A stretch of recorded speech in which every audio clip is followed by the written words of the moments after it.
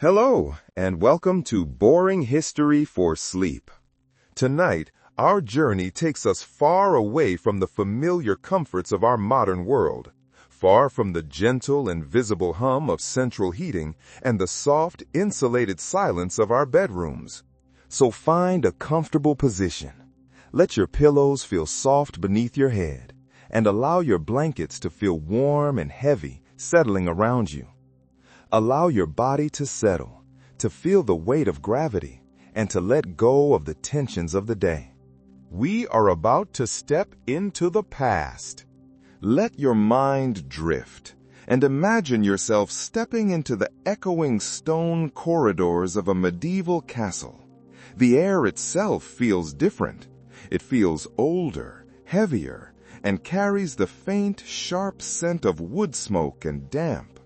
The torches flicker along the high stone walls, casting long, dancing shadows that seem to pull away from the small, brave pools of light. As you imagine yourself here, walking these halls, you can almost hear the faint, high-pitched whistle of the wind. It is a persistent, lonely sound, a constant murmur that sneaks through invisible cracks in the heavy wooden doors. It's the kind of setting that looks impossibly romantic when you visit as a tourist on a warm summer afternoon. We see these great, gray stone towers rising against the sky, and we imagine a life of fairy tales, of knights and royalty, of grand feasts and courtly love. But that image is a modern comfort. It is a story we tell ourselves from the safety of our homes, where the cold is an inconvenience, not a threat. If you had to actually live here, if you were transported back in time, not to a summer festival, but to a deep, still winter's night, you would probably regret that romantic notion before the first hour had passed. The reality is simple, and it is stark. Castles were freezing. They were structures of power, magnificent marvels of defense, but they were not built for comfort. And if you had to find a way to sleep inside one of these stone fortresses, without central heating, without insulated windows, or even a decent mattress by our modern standards, you would discover very quickly that your biggest, most relentless enemy wasn't rival knights. It was the cold. It was a constant, biting, invasive presence, an enemy that was already inside the walls, waiting for the sun to fall. And without a few clever tricks, a few rituals passed down through generations, you probably wouldn't survive it. So, let your mind drift. Let the world outside your room fade away. Let your breathing slow. And imagine yourself preparing for bed in this medieval stronghold. The night is long, and the battle for warmth is about to begin. You are in a great chamber now. Perhaps it is your own, or one you are visiting. You trudge across the flagstone floor, and the sound of your boots, or perhaps your leather-soled shoes, makes a scraping, echoing sound against the surfaces that have been worn smooth by centuries of feet. The cold bites at your skin, a sharp, stinging sensation, even though you are still fully dressed in your heavy woolen daytime clothes. This is the central problem of the castle, the stone. Historians often describe these fortresses as marvels of defense, which they were, but they rarely, if ever, describe them as marvels of comfort. And here is the blunt, unromantic truth. Those same thick walls that could be 12, 15, even 20 feet deep, walls that could shrug off a battering ram, also trapped cold air like a giant, inescapable refrigerator. The stone walls do not simply resist warmth. They seem to swallow it whole. Imagine a small, flickering fire in a vast, open, damp cave. The fire is your body heat, or even the small hearth in the corner. The cave is the castle chamber. The stone has what we now call thermal mass. It holds temperature. During the short, weak hours of a winter day, the pale sun might strike the outside of the south-facing wall. But the stone is so thick that warmth never penetrates. The stone, instead, spends all day accumulating the chill of the outside air. And then, once the sun drops below the horizon, the inside temperature plummets, falling almost as quickly as the temperature outside. The stone, which has been soaking up the cold all day, now begins to radiate it inward. You would stand in this vast, grand room, and you would notice your breath fogging in thick white clouds in front of your face. The air inside feels heavy, damp, and profoundly unwelcoming. It has a weight to it, a presence. The very structure designed to keep you safe from the outside world, to keep enemies out, becomes a trap for the cold, keeping it in. The stone holds the cold like a memory, refusing to let it go. And the night in this vast stone refrigerator has only just begun. The fight for survival is not just against the drafts, but against the very walls around you. The architects of these great strongholds, these medieval masterminds, were geniuses of military engineering. They thought about moats and drawbridges. They meticulously planned arrow slits. They were experts in the science of defense. But insulation wasn't really on their blueprints. Comfort was an afterthought, a luxury that paled in comparison to the critical life or death need for security. A mainstream fact worth remembering is that many castles, especially in Northern Europe, were strategically placed on windswept hills. From a military standpoint, this was nothing short of brilliant. You could see invaders coming from miles away, a dark line of men moving across the landscape. The steep, clear-sloped hills gave you an invaluable defensive advantage. But from the perspective of someone just trying to get some sleep, it was a curse. That strategic position, high on a hill, meant that the wind was a constant, howling companion. It wasn't a gentle breeze. It was a physical force, a scouring, shrieking, relentless presence that assaulted the castle day and night.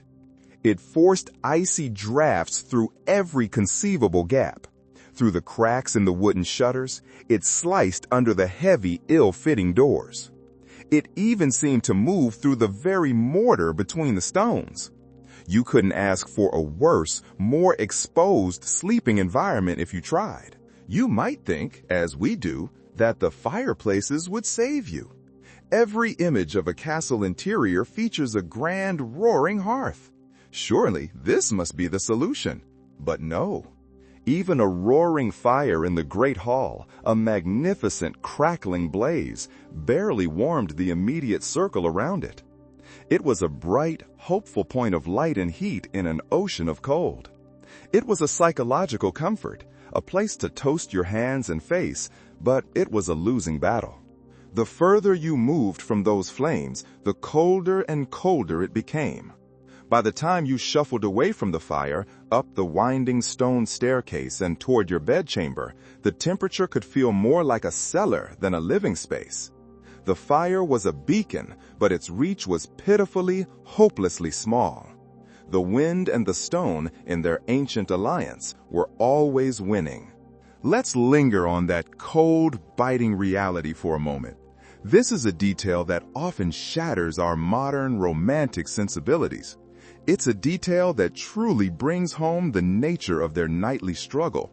Here's a quirky and shivering tidbit found in the records and journals of the time. In the late medieval period, travelers sometimes wrote with a kind of resigned shock about the presence of frost inside the bedrooms of castles. Imagine that. Take a slow, deep breath, feeling the warmth of your own bed, and picture waking in the deep, silent, absolute cold of 3 in the morning. Your breath plumes in the air, a small white cloud in the darkness. You turn your head on the pillow, and in the faint, silvery moonlight filtering through a crack in the shutter, you see it. Delicate, sparkling, crystalline icicles hanging from the curtains of your own bed. Imagine discovering the wash basin, the small ewer and bowl of water you will need for your morning ablutions, is not water at all. It is frozen solid, a solid block of ice, unusable until a servant can take it away and thaw it by a fire.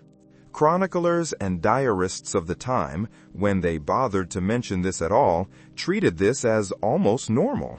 It was not a sign of catastrophe, it was just winter. It was not worth more than a passing casual mention. If your chamber didn't grow a thin, crystalline layer of rime on the walls in the deep of January, it simply meant you were fortunate, or perhaps in the minority. This was the baseline. This was the enemy. An enemy that wasn't just knocking at the door, but was already inside, painting the walls with ice. And yet, despite this profound, invasive, and relentless cold, people survived. Somehow, night after night, generation after generation, they figured out ways to keep their bodies from becoming, as the text says, popsicles. They endured. Part of that survival instinct involved ritual. These people were not passive victims of their environment. They could not be. They were active, ingenious survivalists. As night fell, entire households, from the lord down to the lowest kitchen servant, followed patterns. It was a kind of choreography against the cold, a series of small, clever actions, all meant to trap whatever warmth they could find or create. And it began not with the bed, but with the entire room. The castle itself might be vast, cold, and echoing. The great hall, the stone corridors, these were indefensible against the night's chill, so the focus was always on shrinking the living space at night. It was a strategic retreat. Fires, which had burned brightly during the feast, were now banked. This meant they were carefully covered with ash, a slow-burning blanket to keep the precious embers alive until morning. Beds were arranged with their curtains, a key strategy we will return to. Clothes were layered, not just for the day, but kept on for the night. Mobility, at this point, became a secondary concern to simple, static warmth. And everyone hoped, as they settled in, that the draft wouldn't be too cruel. You picture yourself walking into a medieval bedchamber now. The bed itself is an impressive, almost architectural piece of carpentry, and you notice immediately that it is raised high above the floor. Very high. This wasn't for style or for grandeur, though it certainly looked impressive. This was a vital, intelligent strategy. It was a deliberate attempt to escape the coldest, densest layer of air. As physics dictates, cold air always sinks. To sleep on a low pallet on the flagstones was to sleep in the very coldest, most miserable part of the room. So they rose above it. Even so, the stone radiates its chill upward. You can feel it through the soles of your shoes as you stand beside the bed. Your body feels it the moment you climb under the covers. The battle for warmth has begun, and your first move was simply to get off the floor. Historians still argue about this. They debate whether castles truly became more comfortable as the centuries passed. It is a long, slow debate. Some suggest that the increasing use of tapestries and thick, heavy draperies genuinely transformed these rooms into warmer, more livable spaces. Others insist that this is wishful thinking, a romantic notion. They argue that the cold always won, that no matter how much expensive fabric you hung on the walls, the cold, damp stone and the relentless icy drafts would always find a way in. The truth, as it so often does, probably lies somewhere in the middle. Things improved somewhat, but never, ever to the level of real modern comfort. The struggle was lessened, perhaps, but it never, ever went away. As you lie there, in this imagined frigid chamber, wrapped in your daytime clothes, your toes already beginning to ache with the sharp, biting cold, it's tempting to imagine the great class divide. We picture the nobility, the lords and ladies, snuggled in perfect fur-lined comfort, while the poor peasants froze in their drafty, miserable one-room cottages. But here's the funny thing about physics and about heat. Sometimes the peasants had it better. Their homes, built not of massive, cold-retaining stone, but of wood and daub, a humble but effective mixture of mud, straw, and clay, were a different kind of structure entirely. They were small, they were low-roofed. The walls themselves, made of organic, cellular materials, were far better insulators than a 12-foot block of granite. And in that small, single room, a single, central fire could work efficiently. The heat it generated from the hearth would rise, hit the low, thatched ceiling, and radiate back down, warming the entire compact space. The family would huddle together, sharing body heat, and the fire would warm their small world. Meanwhile, you, the noble, the lord of the castle, shiver in your grand, cavernous stone box. A chamber so large, with a ceiling so high, that even 5 roaring fireplaces wouldn't make a dent. The heat from your fire would simply rise, a thin, smoky column, vanishing into the cold, dark, cavernous rafters, lost forever. That irony wasn't lost on contemporaries. A few surviving letters from clerics and noble visitors, people who traveled from fortress to fortress, remark on the sheer difficulty of getting restful sleep in castles during the winter. They described the beds as grand, but the nights as bitter. Some even advised fellow travelers to pack extra cloaks, not for show, not for status, but for simple, stark survival. The grandest, most powerful people in the land were, in this one specific, nightly way, at a profound disadvantage. They were prisoners of their own status, shivering in the very stone boxes that proclaimed their power. The peasant, in his small, smoky, crowded hut, might well have woken up warmer than the king. So, before you retreat to your icy private bedchamber, before you begin the personal battle for survival through the night, you must do what everyone else does. You must spend your evening in the beating heart of the medieval castle, the Great Hall.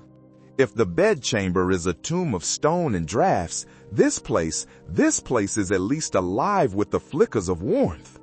Imagine stepping inside. The air is immediately different. It's thick, not with cold, but with life. Long trestle tables stretch across the floor, their wooden surfaces polished by countless elbows and tankers. And the smell. The air is a complex stew of odors. You smell roasted meat, spilt ale, damp wool from the clothes of everyone around you. And over it all, the ever-present, acrid scent of smoke that never fully leaves the high, dark rafters. The fire in the central hearth, or perhaps at the end of the room, roars brightly. It is a defiant, magnificent square of orange heat against the creeping winter darkness. Logs, sometimes entire tree trunks, are hauled in to keep it going, a constant, hungry beast. This is where the castle felt most alive after sunset. People gathered here not just for food and community, but to literally absorb as much warmth as possible into their bones, a preparation for the cold exile of their private chambers. If you had rank, you claimed a seat near it, basking in that golden glow. Servants dart back and forth, carrying trenchers of bread and jugs of steaming pottage. Dogs scavenge underfoot, tails wagging. The hall is loud, almost raucous, with laughter and song. For a little while, you can forget that outside the wind howls and frost is forming on the windows. A quirky tidbit that chroniclers mention is that feasts sometimes doubled as strategic heating sessions. Nobles scheduled their largest gatherings during the bitterest months, knowing that the combined body heat of hundreds of guests, combined with the fire, would turn the great hall into something approaching cozy. In some accounts, servants were told to stand closer together, simply to generate extra warmth. Feasting was as much about survival as it was about merrymaking. But the glow of the hall, like all good things, does not last. The feast winds down. The minstrels pack away their instruments.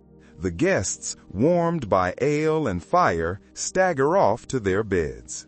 The fire is eventually allowed to burn low. Its embers glow a dull red, a last fading stand against the cold. And that heat you clung to during the evening, the warmth you absorbed into your bones, dissipates with shocking speed. Now you must make the journey, the transition.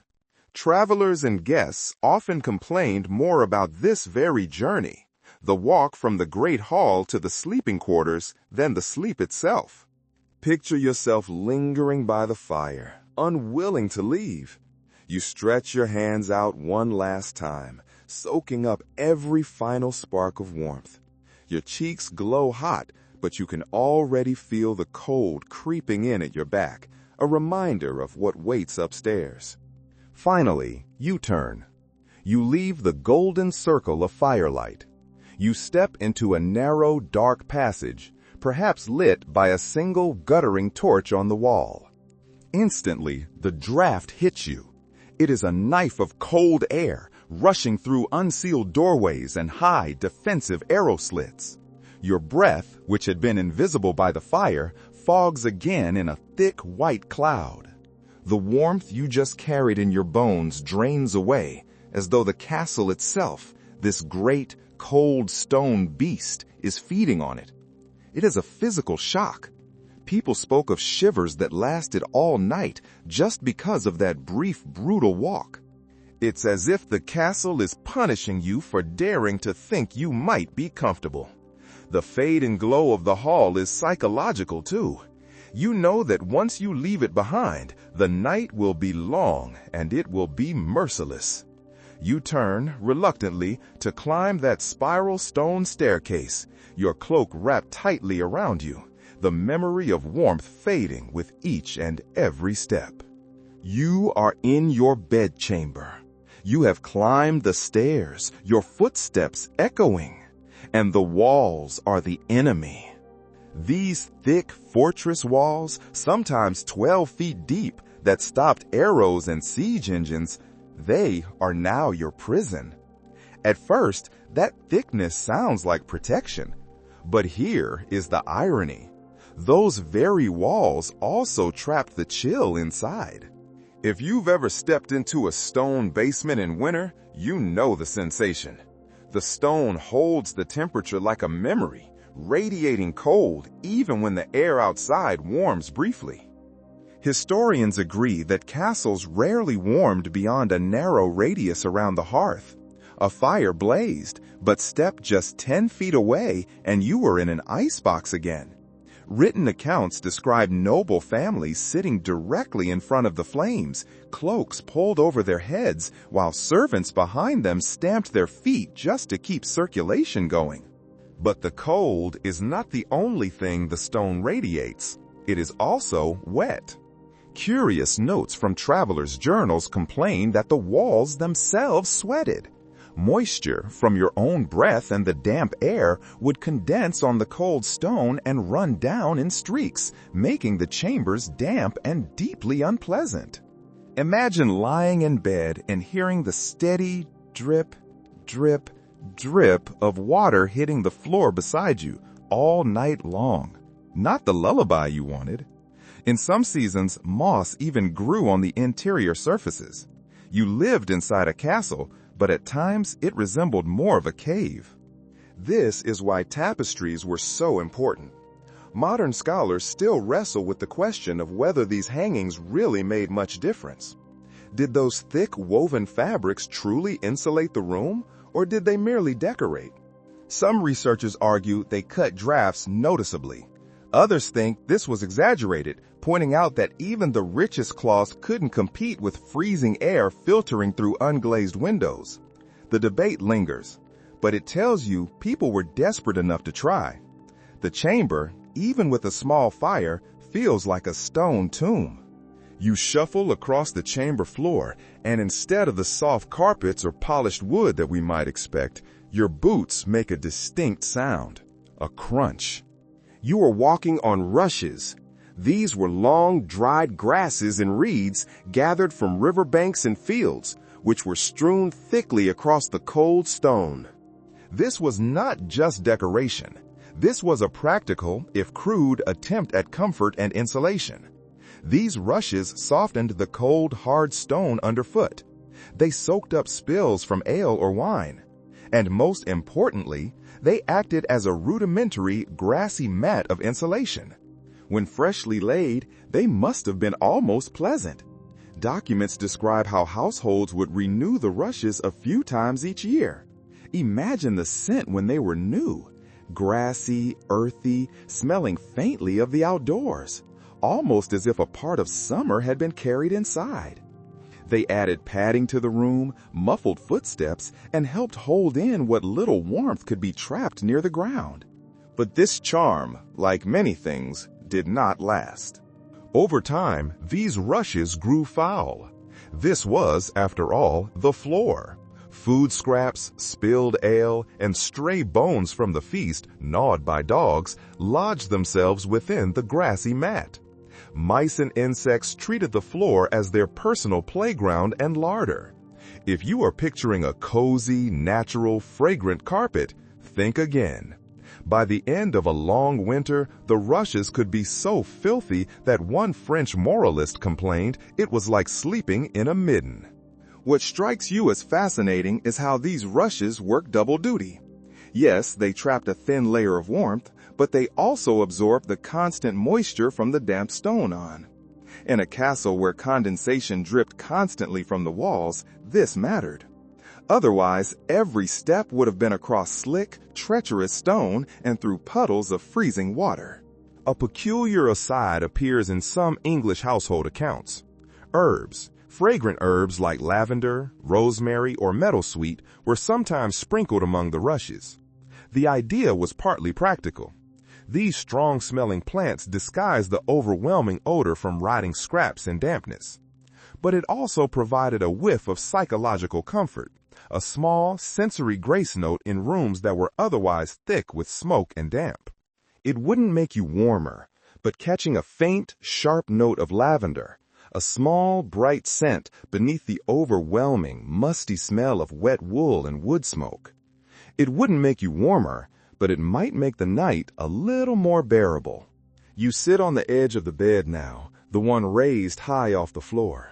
You run your fingers across the layers of cloth piled high. If there was one medieval survival secret, one core strategy against the night chill, it was this: fabric. Wool, linen, and fur became the weapons of choice.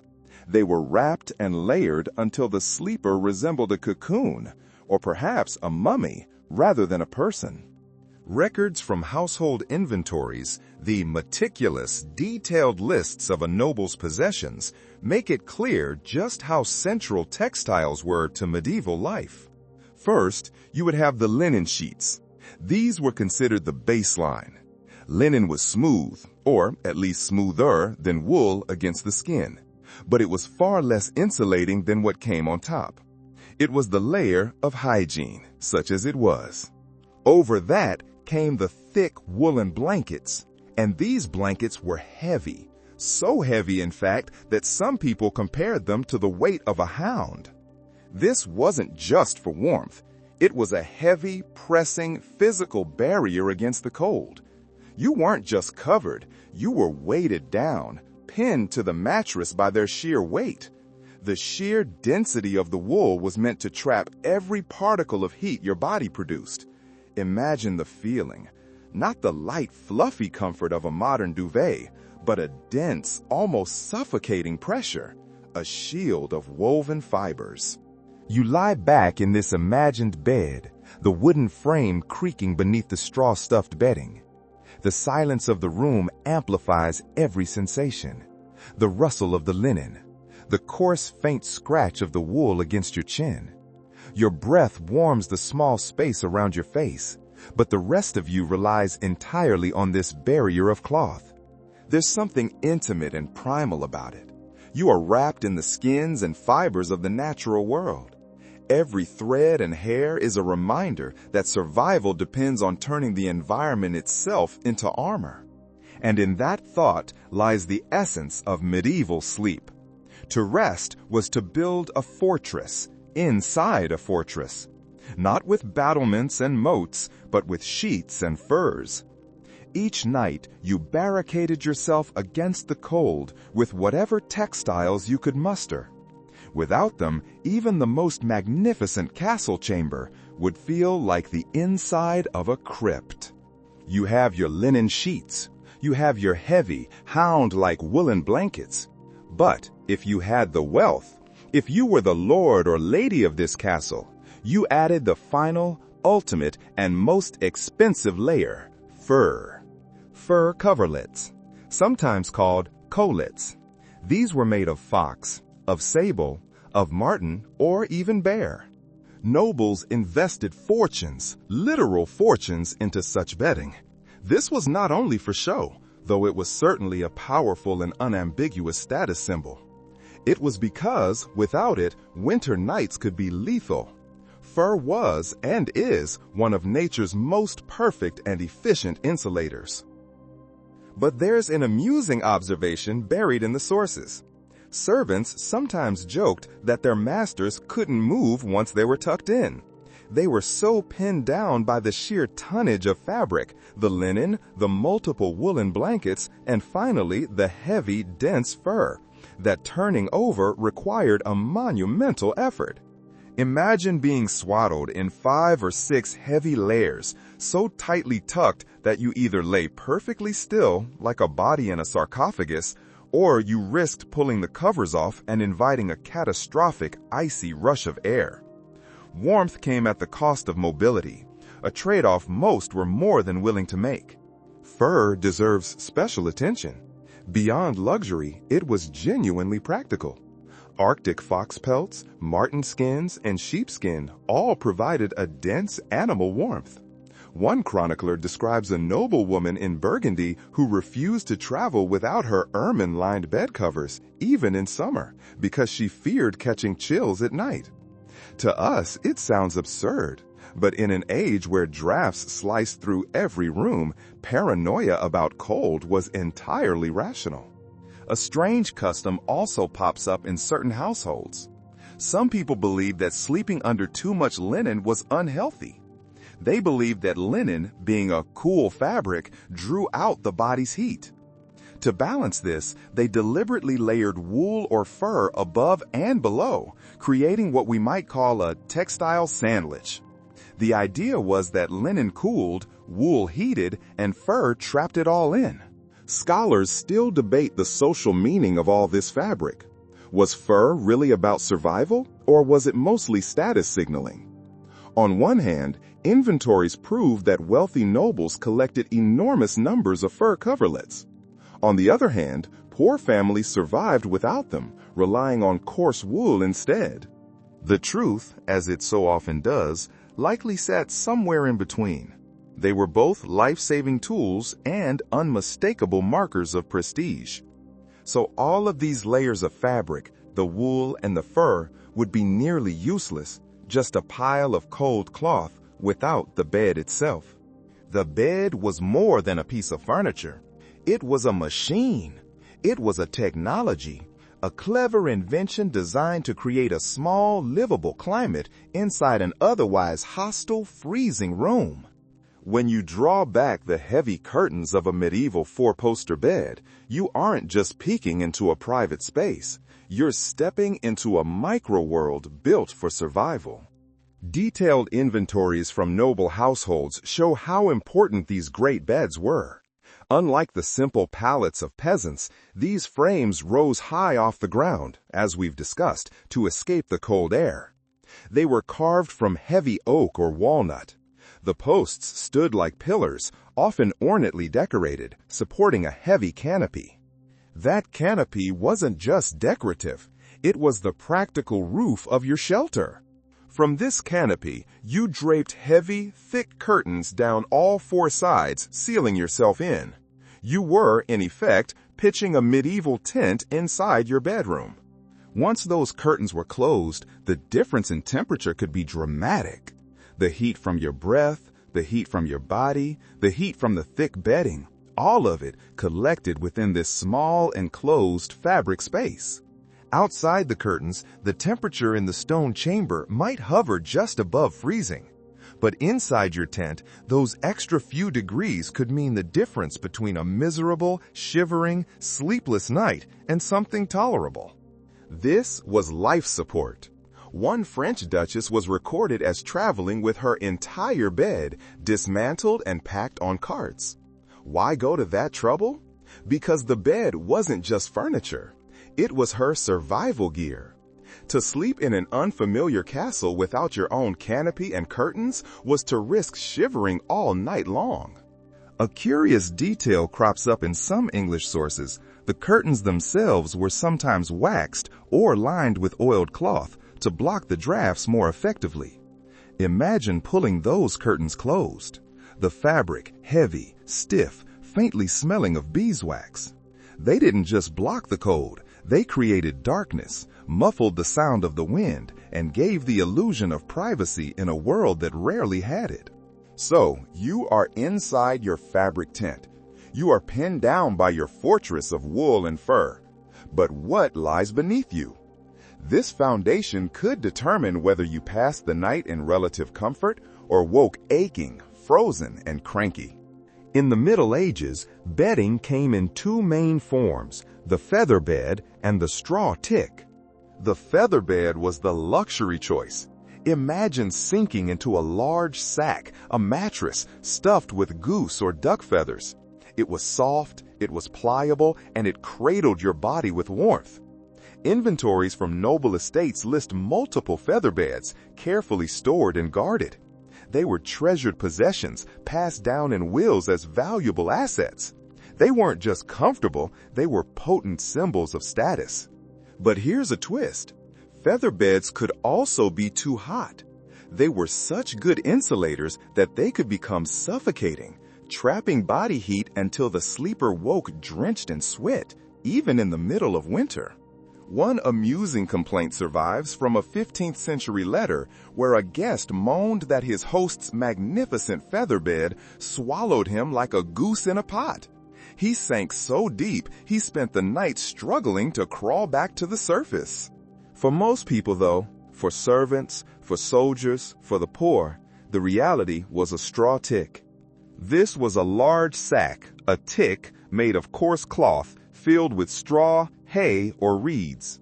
It was cheap, it was easy to refill, and it was moderately effective at lifting you off the icy floor or the hard bed frame. But straw came with its own curses.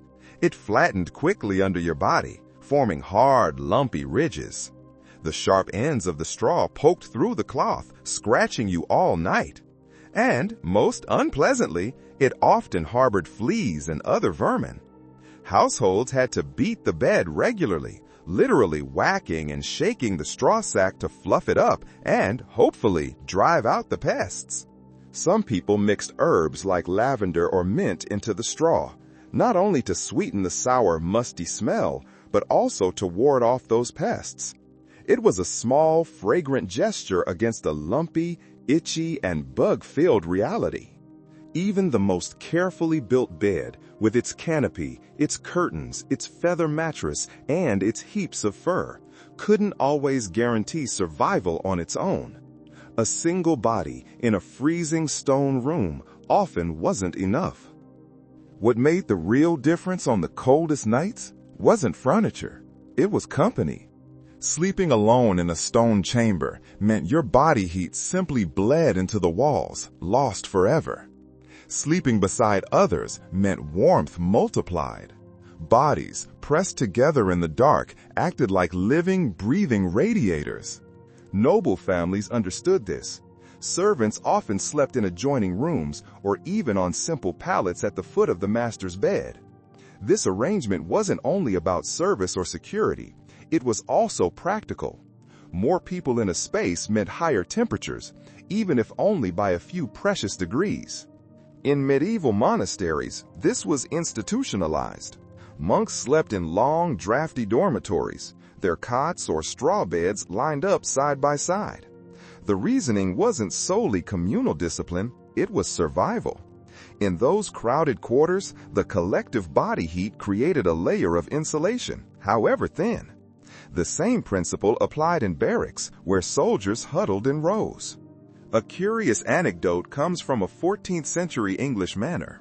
One nobleman's will specifically ordered that his favorite squire be granted a place near his lord's chamber fire at night.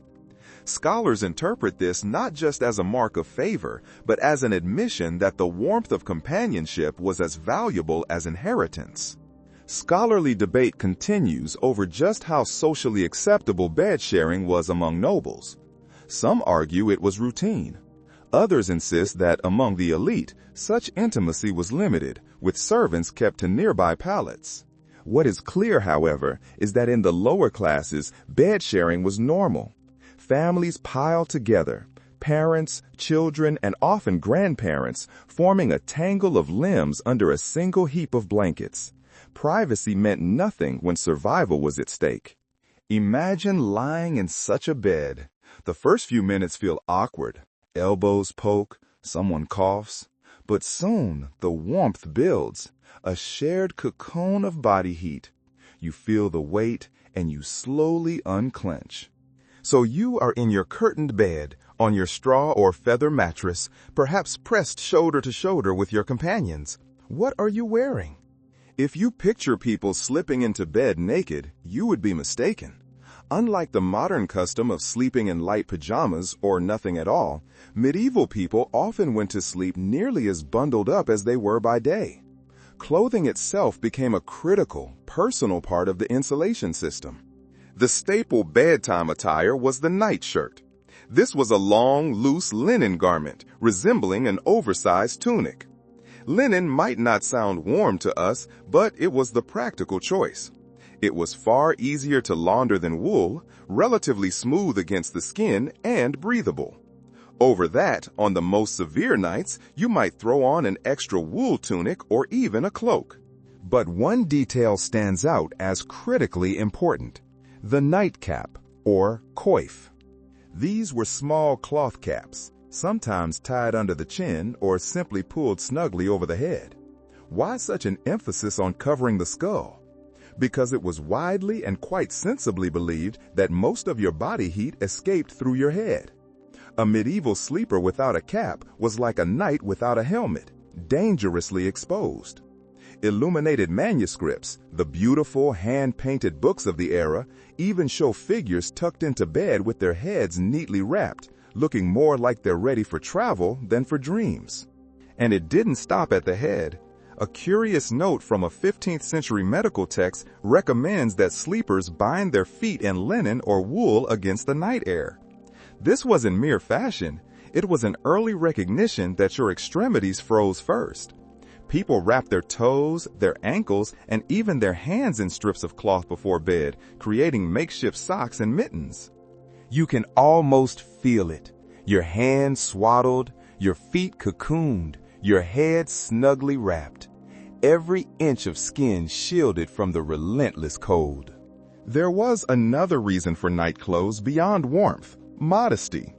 In a world where bed sharing with family, servants, or even strangers was common, being naked was simply unacceptable. Even married couples were often depicted in manuscripts wearing caps and long shirts in bed. It was about propriety as much as survival. So, as you tug your own blanket tonight, think of those long-ago figures climbing into bed looking more like travelers than dreamers, bundled in linen and wool, their sleep engineered stitch by stitch. There is one more crucial step, one last ritual before you can finally climb into this bed. The bed is made, the curtains are ready, but the sheets, the linen sheets, have been sitting in this freezing, damp room for hours. They are cold, they are icy, they feel like blocks of ice. To crawl into them would be a shock, a pain that could keep you shivering for an hour before your own body heat finally warmed the fabric. So, picture the moment before you slip under the covers. A servant steps forward carrying a long-handled pan. Its brass surface glows faintly, reflecting the firelight. Inside, hot coals scooped from the hearth crackle and hiss, filling the chamber with the sharp smell of ash and heated metal. This was the medieval warming pan, a tool as simple as it was ingenious. The ritual went like this. The servant would take this pan, with its precious, dangerous cargo of hot embers, and slide it back and forth between the bedclothes. The coals inside radiated a dry, penetrating heat through tiny perforations in the lid. The cold, damp sheets above them puffed with steam, and the air filled with the faint, smoky tang of burning wood. For a few minutes, the bed was transformed from a frozen slab into something almost inviting. Surviving inventories from noble households list warming pans alongside candlesticks and chamber pots. They were ordinary, expected tools of nightly life. But these pans, of course, carried hazards. Contemporary letters complain of sheets scorched black, or even set fully ablaze when a servant was careless and left the pan in one place for too long. Imagine sliding into bed only to discover a smoking, smoldering hole where your linen should be. One particularly odd account from Italy describes sprinkling aromatic herbs like lavender or rosemary directly onto the coals before warming the bed. The smoke left behind was thought to purify the air and ward off disease. The warmth from the pan didn't last all night. It was never meant to. It was about making the first, most difficult moments of sleep bearable. It was a small, hot, smoky compromise, a bargain struck with the night. You stir in your imagined bed. The pre-warmed sheets are now cooling around you. You tug the heavy blankets closer, when suddenly you feel a weight press against your legs. A warm, solid shape curls into the crook of your knees, sighs contentedly, and settles down for the night. It isn't another person. It's a dog. Or perhaps two. Maybe even three if you were lucky and the night was especially cold. The practice of letting animals share the bed was far from unusual in the medieval world. Dogs, especially, were not just guardians of property or hunting companions. On a winter night, they were heaters. Their thick coats, their higher body temperature, radiated a constant, reliable warmth. A castle chamber that felt like an ice cave could become significantly more bearable with a few hounds snuggled up at your feet. Wills and household records from the later Middle Ages occasionally mention small lapdogs gifted to noble women. These were not just for companionship. They were, explicitly, for warmth in bed. These were comfort dogs in the most literal sense, pampered creatures whose most important role was to chase away the chill of winter nights. Larger breeds, meanwhile, like mastiffs, stretched out like furry, breathing logs across the bottom of the bed, protecting toes from frostbite. A three-dog night, though it may come from much later folklore, is rooted in this reality. One dog meant a manageable cold. Two meant a serious chill. Three meant the night was so bitter that you needed every possible source of heat stacked into the bed. There's even a curious reference from Scandinavia describing how travelers in winter inns often requested to sleep in the stalls with the animals rather than in the unheated guest rooms. Horses, cattle, and sheep produce so much body heat that sleeping near them was preferable to a lonely, freezing bed. Of course, this came with inconveniences. Dogs shed. They dragged in dirt. And insects, fleas especially, traveled with them, spreading to their human companions. And yet, the trade-off was worth it. Better fleas than frostbite. Better a dirty blanket than a night without sleep. You might think that once a bed, this massive architectural piece of furniture, was established in a noble chamber, it never moved. After all, these beds were heavy with carved posts and curtains. But in practice, medieval life was far more dynamic. Families often shifted where they slept according to the season. Bedrooms were not the fixed, timeless sanctuaries we think of today. They were flexible spaces, chosen for their relationship to sunlight, fire, and wind. In other words, you chased the sun in winter and you fled it in summer. Documents from noble estates reveal this habit plainly. Some castles had winter chambers and summer chambers, not because people wanted a change of scenery, but because the physics of warmth demanded it. In the cold, bleak months, families would move into rooms with southern exposure.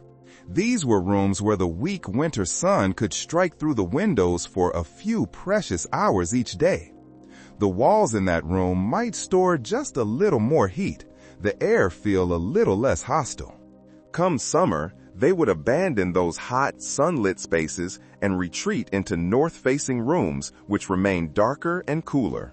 There is a well-documented example in the accounts of Edward IV's household where entire beds and furnishings were moved seasonally.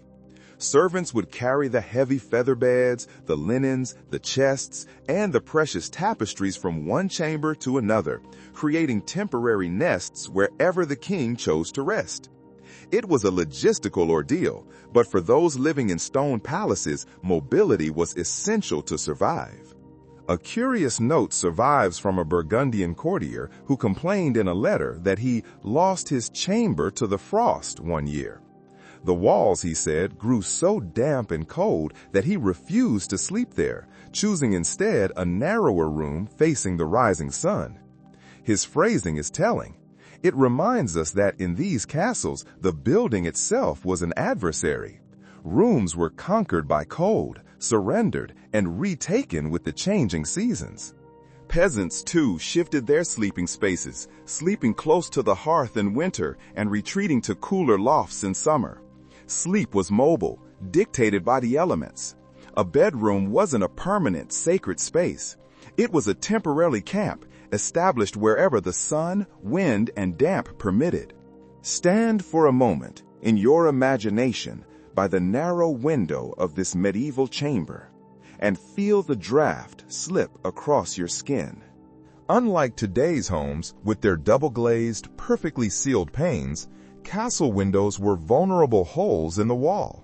They were, by design, defenses against arrows, but they were, by consequence, open invitations to the wind. Without glass, without double glazing, without even the notion of insulation, these openings were often just openings.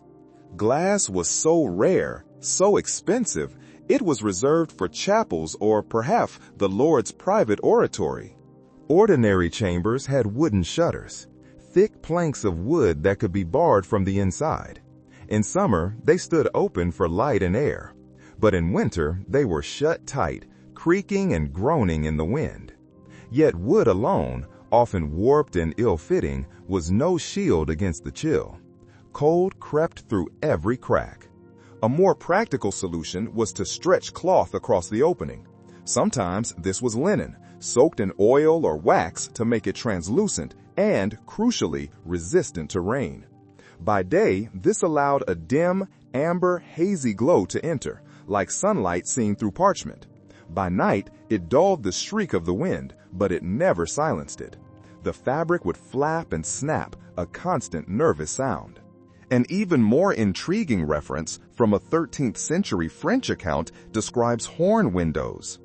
Thin slices of animal horn were scraped over and over until they were almost translucent, and then set into wooden frames. These provided a crude but sturdier alternative to cloth. They admitted pale light, but the world outside was blurred, as if seen through fogged glass. No matter the solution, it was imperfect. Households kept rags, moss, or even clay nearby to stuff into the gaps around the frames as makeshift insulation. It was a messy, endless, and nightly battle. The soundscape was haunting. Shutters banging in a distant corridor, fabric snapping faintly, and the constant moan of wind searching for a gap. You turn from the drafty, rattling window and back to the hearth in your bedchamber. Surely this must be the answer. A private fire blazing in your room. But the reality is far less comforting. Medieval fireplaces were, by our standards, enormous. Their chimneys yawned wide, great open shafts leading straight to the sky. Yet for all their spectacle, they were terribly poor at actually heating the space. The reason was simple: tragic physics. The wider the chimney, the more heat escaped directly upward, along with the smoke. Flames roared, sparks danced, logs collapsed into glowing embers. And yet, step more than a few paces away, and your breath still misted in the air. The fire created a bright, hopeful oasis of heat in its immediate circle. But beyond that, the castle chamber remained bitterly, stubbornly cold. Household records emphasize how much wood this inefficient system demanded. A single winter week in a large castle might consume entire wagon loads of timber. There are amusing accounts, too. Guests sometimes joked that noble fireplaces were big enough to roast an ox, but too weak to warm a man. The exaggeration rings true. These hearths provided spectacle, light, and a sense of majesty, but little real relief. Some households experimented with placing iron firebacks behind the flames to reflect heat back into the room. Others lined hearths with tiles to store warmth. But these were partial solutions. Peasants, by contrast, often benefited more from their smaller, simpler hearths. A single central fire in a modest, low-roofed cottage heated the whole interior, smoky though it was. The cramped space meant the flames and bodies together maintained tolerable warmth. The grand, noble fireplaces, by contrast, burned through resources, but left the chambers half frozen. Grandeur, once again, failed to translate into comfort. The hearth was a performance as much as a practical tool. You lean closer to that glowing, spectacular, and inefficient fireplace, and for a fleeting moment, as the heat prickles your face, it feels safe. But then another reality asserts itself: smoke. Fireplaces in the medieval period were not clean, efficient machines. They belched fumes, they left soot, and they filled the chambers with a constant, acrid haze that stung the eyes and settled on every single surface. To stay warm by a fire was to breathe smoke nightly, to accept blackened walls, and to wake every morning with your lungs coated in ash. Chroniclers of the time complained bitterly about it. One monk in northern England noted in his writings that his cell grew so coated with soot from the hearth that he coughed more than he prayed. Even nobles weren't immune. Court records mention women lamenting their ruined gowns and linens discolored by constant smoke exposure. The architecture made matters worse. The chimneys were wide, crude, simple shafts, with none of the draft controls of a modern flue. Smoke didn't always rise politely. It drifted, it eddied, and if the wind blew in the wrong direction, it poured back down the chimney and into the room, leaving everyone inside choking and gasping. Imagine trying to fall asleep while smoke burned your throat and your eyes watered. The smell was permanent, a mixture of charred wood, damp stone, and burned wool that clung to bedding and clothes. Scholars remain divided over just how tolerable these smoky rooms were. Some argue that medieval people, accustomed to it, simply adapted. Others insist that contemporaries recognize the health toll, pointing to repeated complaints in medical treatises about choked air and blackened lungs. Peasants fared no better. Their cottages often lacked chimneys altogether. Smoke from the central hearth simply rose, filled the rafters, and slowly leaked out through the thatch. Children grew up in houses perpetually hazed with smoke. This was the grim trade-off. You couldn't win against the cold without worsening the smoke. Warmth demanded sacrifice, and the sacrifice was clean air. When the fire in the hearth finally dimmed, when the logs collapsed into embers and the smoke subsided, the only glow left in a medieval chamber often came from a candle. You might imagine this delicate flame as decoration, a touch of ambience.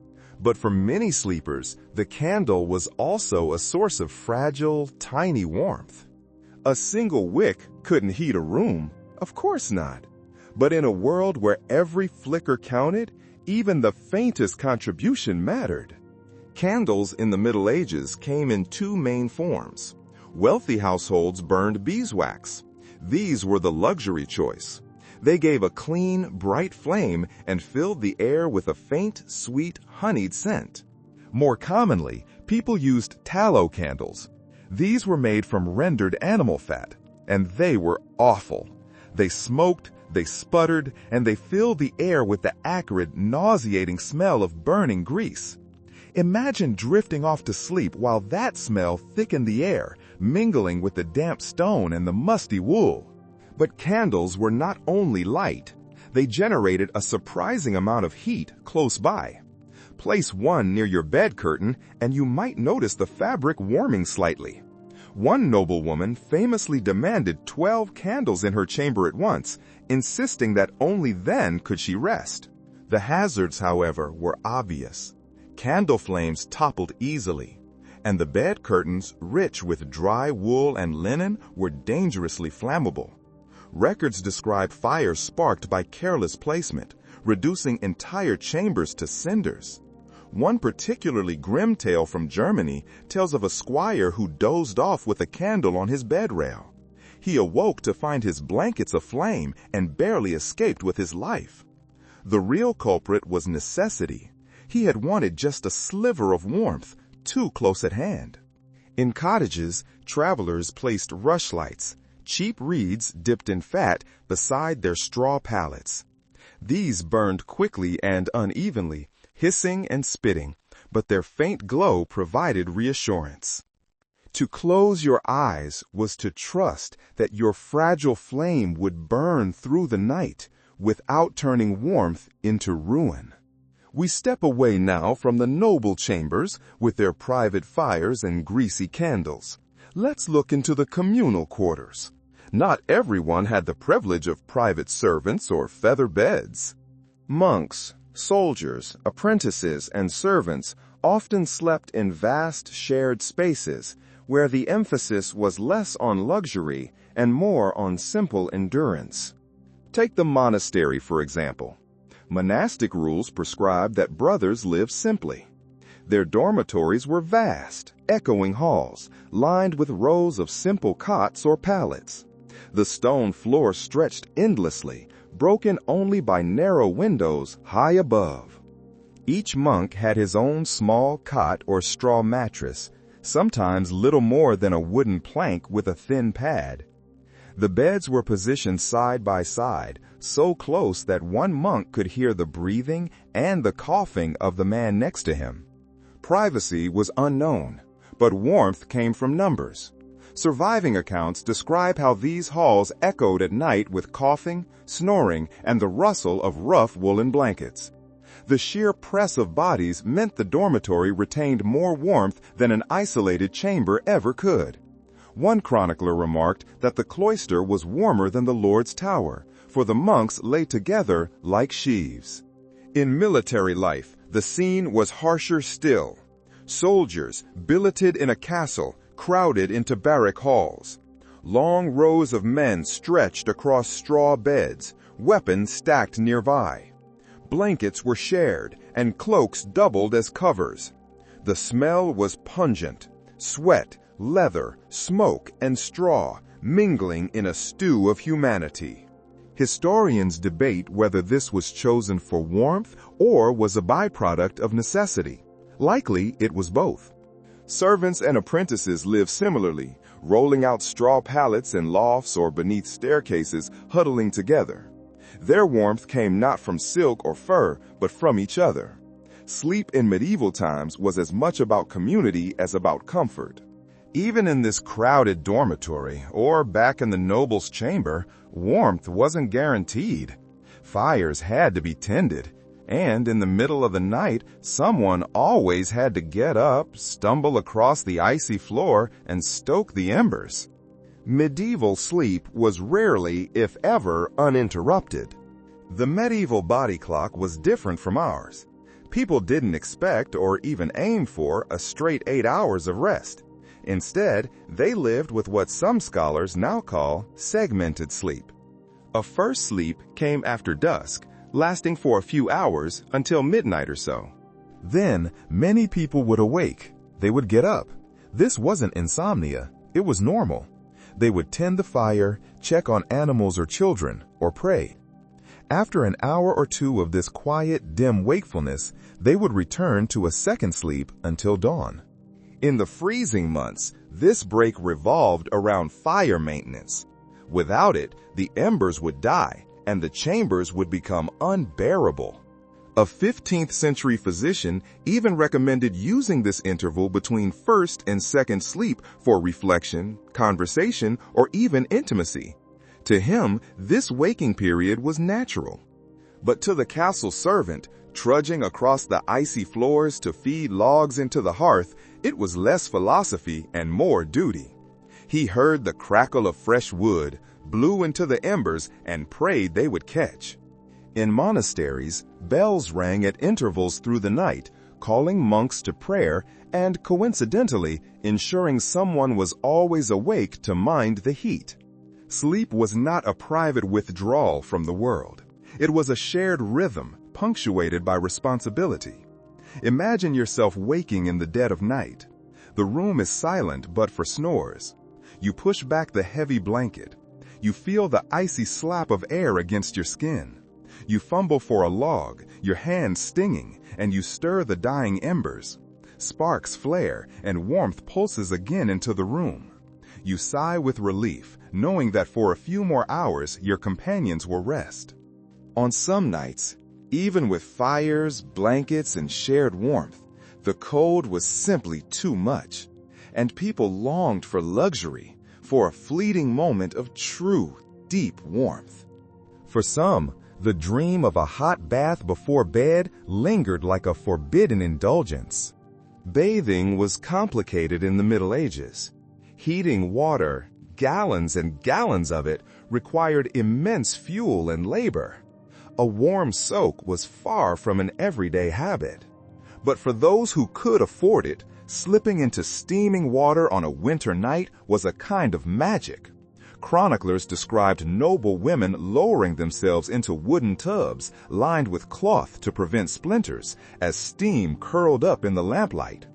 To step out of such a bath, be wrapped in warmed towels, and then slide between pre-warmed sheets, that was to feel, briefly, that winter had lost. More often, people sought smaller, more attainable comforts before bed. A cup of warm ale, spiced wine, or hot mead was a common indulgence. The heat traveled inward, spreading warmth through the chest, lulling the body toward drowsiness. And then there were the primitive hot water bottles. Some households kept stones near the hearth, letting them soak up the heat. These would then be wrapped in cloth and placed at the foot of the bed, where they would radiate a gentle, steady heat for hours. One rather odd account tells of noble families filling leather pouches with heated sand to tuck between the sheets.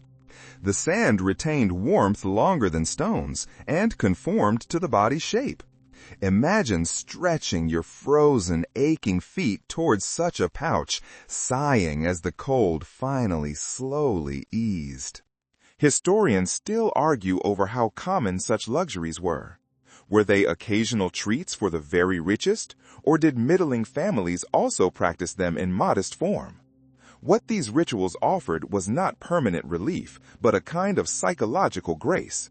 They were small rebellions against the cold. But medieval people never relied on practical measures alone. Cold was not just a physical enemy. In a world steeped in faith and superstition, it was a spiritual and supernatural one too. Night was dangerous. The darkness was full of potential threats. The cold, damp night air was suspected of harboring illness and malevolent forces. And so, people turned to charms, rituals, and superstitions to guard them as they slept. One commonly recorded practice was hanging amulets above the bed. These might be simple crosses carved from wood, small relics, or even herbs like rue and juniper bound in little pouches. These were believed to drive away not only evil spirits, but also the poisonous night air. Imagine lying in bed beneath a canopy strung with fragrant bundles, the scent mingling with the smoke and wool. Prayers were another shield. Noble families recited psalms at the bedside. But even peasants whispered charms, half prayer and half spell, as they crossed themselves against frost or fever. Eine kuriose Detail appiert in einem deutschen Haushaltsmanual von den 15. Jahrhundert. Sleepers waren erweist zu platzieren eisern Objekte, ein Knife oder eine Paar von Scissors, beneath the bed oder pillow. Eiern, kold und hart, war da glaubt zu repelle Dämonen und Fähren, die schlippten in Ruhme deren langen, darken Hours. There were rituals tied directly to warmth.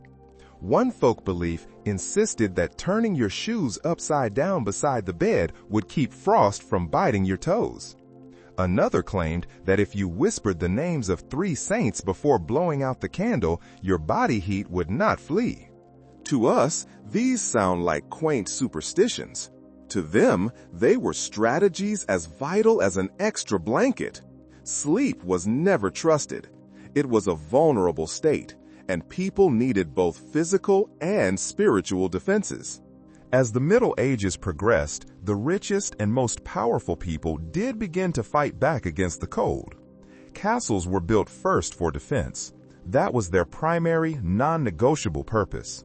But over time, as life became slightly more settled, builders and lords began to experiment with ways to make these stone interiors more livable. The result was a patchwork of features, some clever, some symbolic, that aimed to carve a small pocket of warmth out of the unwelcoming stone. One such feature was the solar. This was a private room, often set aside for the lord and his family. Unlike the cavernous, impossible-to-heat Great Hall, the solar was, by design, smaller. It was often built on an upper floor, sometimes directly over the Great Hall, to catch any precious rising heat. And, crucially, it usually had its own fireplace and, if possible, windows facing the sun. This wasn't just luxury in the modern sense, it was a deliberate strategy. By reducing the size of the room, the fire's heat had a fighting chance of lingering, of actually raising the ambient temperature. In this room, tapestries became more than just decoration. These heavy woven wool or silk hangings depicting saints, hunts, or mythical beasts also served as a vital layer of insulation. A tapestry might be 10 or 20 feet wide, heavy enough that servants struggled to hang it. When hung a few inches from the wall, it trapped a layer of still air, hiding the damp, cold stone and making the room feel a little less icy. Archaeological surveys also show that many chambers had wooden paneling installed for the same reason. Oak boards created a buffer zone, making the space feel less like a cave and more like a room. Servants would stuff the gaps with moss or rags to stop drafts. Nobles often moved their most prized tapestries from castle to castle. They were not just art, they were, quite literally, survival gear. Now, close your eyes and imagine the smell of a medieval bedroom. It wasn't the lavender-scented, sterile idyll of modern linen adverts. Instead, it was a dense, complex stew of odor, layered from the moment you walked through the heavy wooden door.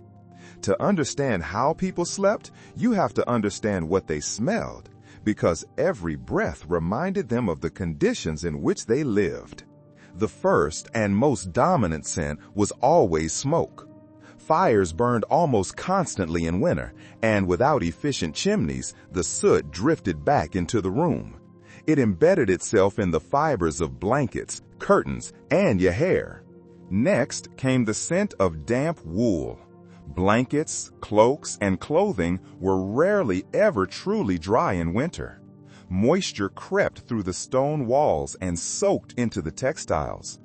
Wool holds that damp smell stubbornly, earthy, rich with lanolin, and faintly sour.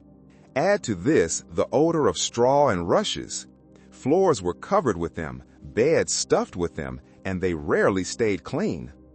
Trampled by boots, soaked with spills, and colonized by mice, the rushes turned musty, then foul. A 14th century household manual recommended sprinkling dried herbs, rosemary, lavender, onto the rushes to sweeten the chamber. For a few days, it worked. The fragrance mingled with the heavier odors, masking them just enough. But soon, the herbs wilted, and the sourness returned. And then there was the human smell. Hygiene was limited, baths infrequent. People slept in layers of clothing that absorbed the day's odors. Beds shared by families or companions compounded this. This was the sensory reality. It was overwhelming. You would lie down at night with smoke clinging to your skin, the sour, damp smell of wool at your chin, and the musty breath of the straw tick beneath you. For the medieval sleeper, scent was not an inconvenience. It was identity. After the smoke, the damp wool, and the musty straw, another powerful and more pleasant force helped medieval people survive the night: food and drink.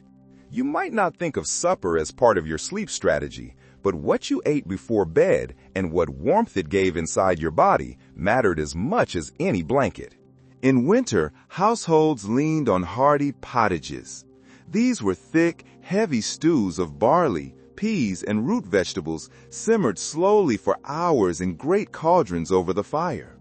These meals clung to the body, leaving a heavy, long-lasting fullness that made the cold easier to bear. The heat of the broth lingered in the stomach, spreading outward. A hot meal was insulation from the inside out. A 15th century English manuscript advises eating leeks at night because they warm the belly and chase away the chill of death. Whether or not that claim held true, it shows how strongly people linked diet with warmth and survival. Drinks played an equally important role. Ale was the most common, consumed by rich and poor alike. It was served warm in winter, filling bellies with calories and providing liquid comfort. For the nobility, hypocras or spiced wine became a favorite.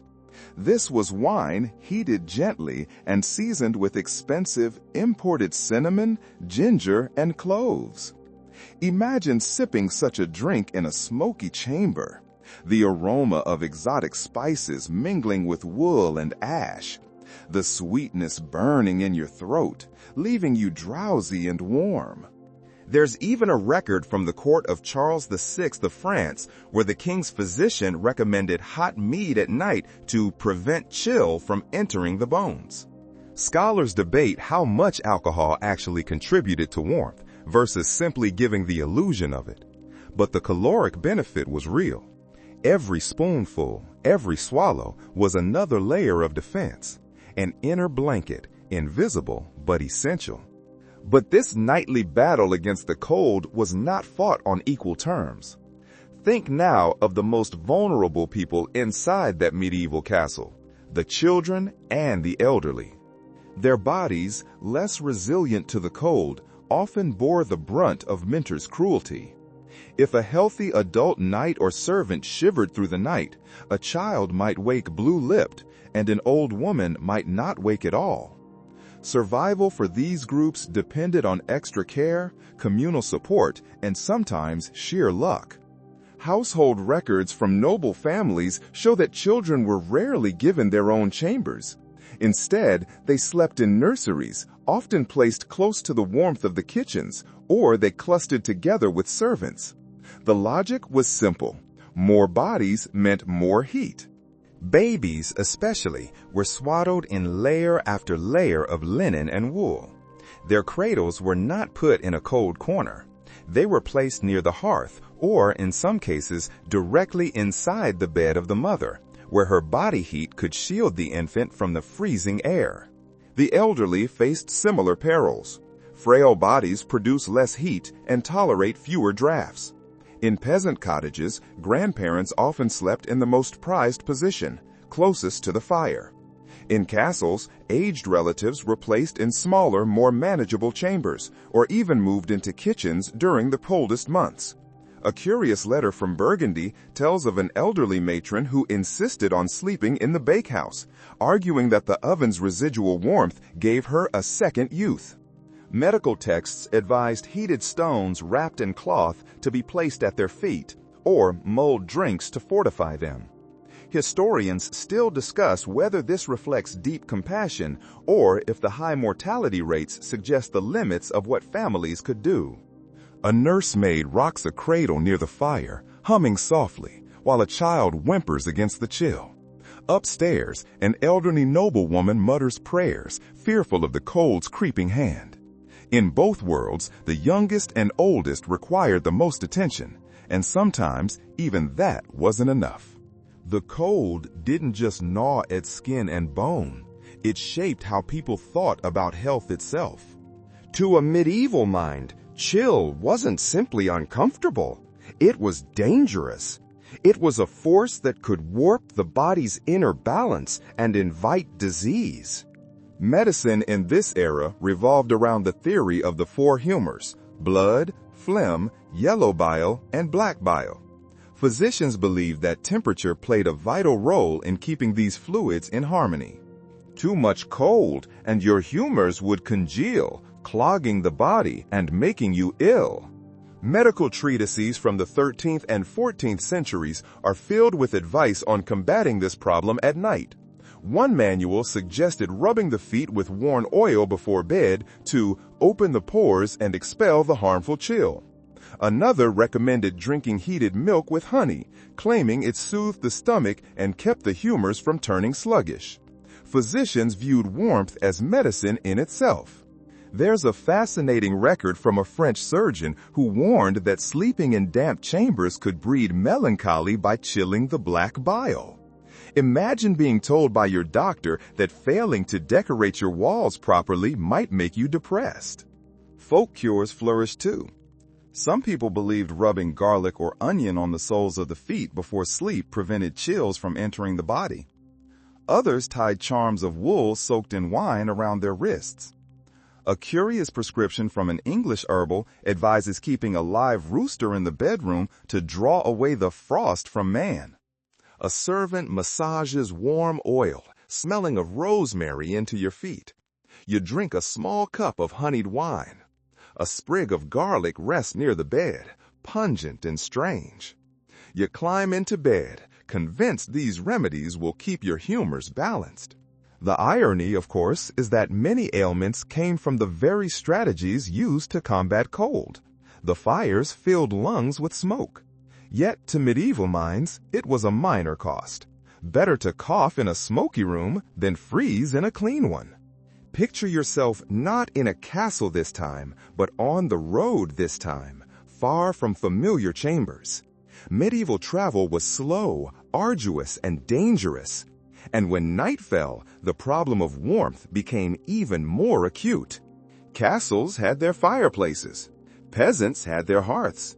But travelers, pilgrims, merchants, wandering knights had to seek shelter wherever they could find it. And that usually meant inns. The medieval inn was not the cozy, charming picture postcard you might imagine. Instead, it was often a timber structure with a smoky hall, crowded rooms, and beds shared by strangers. Guests might be packed 3 or 4 to a mattress, blankets stretched thin, and privacy non-existent. Still, inns provided one crucial thing: heat. The main hall fire blazed, and bodies crowded together multiplied warmth. One traveler in 15th century Italy complained that the beds were alive with vermin, but admitted that at least the company of fellow guests meant he did not freeze. There were odder accommodations too. Some inns were so poorly equipped that guests slept in stables. At first glance, this seems degrading, but travelers sometimes preferred it. Horses and cattle radiate warmth, and a stable packed with animals could be far cozier than a drafty upstairs room. Pilgrims on the Camino de Santiago occasionally wrote of choosing stalls on purpose, curling up against hay bales with the livestock. In more rural areas, a peasant family might offer a spot by the fire. Some inns had long wooden platforms covered in straw where dozens of travelers lay side by side. Imagine yourself in one of these inns. The roar of voices and fire, the smell of ale, smoke, and roasted meat. You squeeze onto a straw pallet beside strangers. It is not comfort as you know it, but it is enough. Even nobles, when traveling, could not escape the fundamental challenge. Warmth was scarce, and the road stripped away privilege. Every household, every traveler, every monk found their own way to endure, but not everyone succeeded. The medieval world left behind stories, half history and half legend, of those who faced nights so cold they became the stuff of cautionary tales. To sleep in a castle was to fight an invisible enemy, and sometimes the cold one. One grim chronicle from the 13th century tells of guards posted on a castle wall in Flanders who froze at their posts during a bitter winter siege. By dawn, their comrades found them still upright, spears in hand, bodies stiff with ice. The chronicler noted it not as tragedy, but as proof of winter's cruelty, as though the cold itself were a weapon of war. Imagine the eerie sight. Men transformed into statues overnight, their watchfires long extinguished. There were softer, more personal tales as well.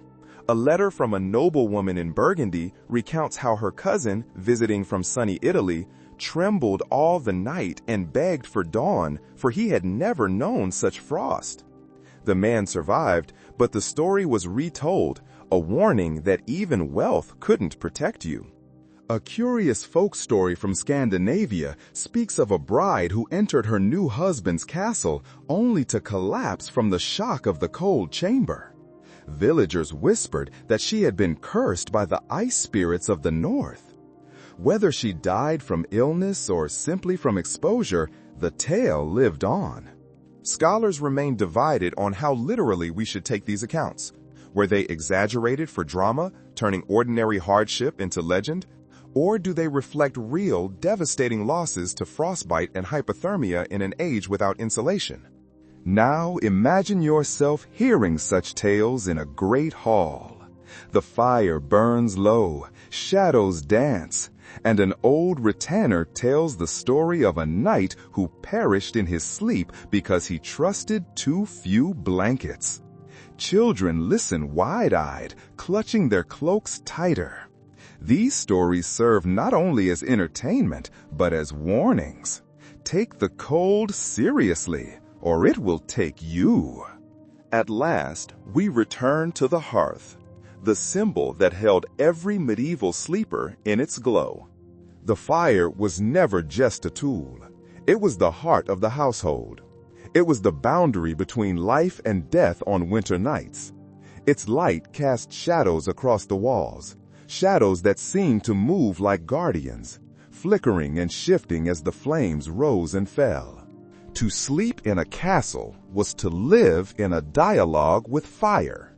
You feared it, you needed it, you could not survive without it. The hearth's presence dominated every sense. The snap of oak logs echoed like a heartbeat in the chamber.